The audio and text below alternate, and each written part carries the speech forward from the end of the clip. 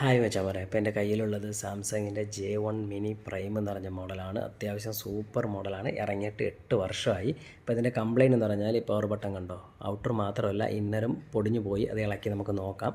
അപ്പം mobile on ചെയ്യാൻ പറ്റുന്നില്ല. അങ്ങനെയാണ് കൊണ്ടുവന്നിരിക്കുന്നത്. വേറെ യാതൊരു കംപ്ലയിൻറ്റും ഇല്ല. അപ്പോൾ ഞാൻ ചാർജർ കണക്ട് ചെയ്തിട്ടുണ്ട്. ഇപ്പോൾ അറിയാൻ പറ്റും, കണ്ടോ, ഓണാണ്. ചാർജും കയറുന്നുണ്ട്. പക്ഷേ മൊബൈൽ ഓണാക്കാൻ പറ്റത്തില്ല. കാരണം ഓൺ ഓഫ് ബട്ടൺ അവിടെ ഇല്ല.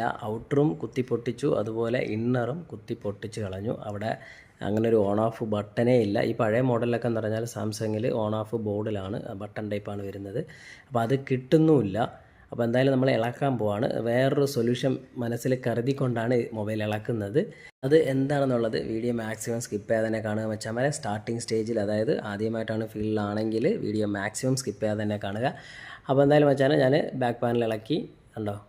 ഇതിപ്പോൾ നമുക്ക് പഴയ മോഡലൊക്കെ ആണെങ്കിൽ എന്താ പറയുക, ബാറ്ററിയൊക്കെ പെട്ടെന്ന് ഇളക്കി മാറ്റാൻ പറ്റും.